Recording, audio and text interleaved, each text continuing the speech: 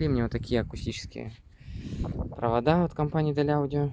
12 га, 14 га и 12. Да. Состоят они из чистой бескислородной меди.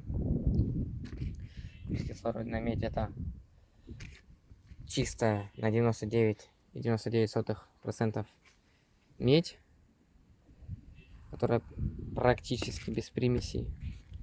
То есть 99,99%. Очень мягкие, гнутся. Проблем с укладкой не возникнет. Очень-очень мягкие. Матовые на ощупь. Оплетка хорошая, не тонкая. Так, я зачистил. Все мы знаем, что медные провода преимущества имеют над алюминиевыми. Тем, что алюминиевые провода со временем окисляются, токопроводимость становится хуже.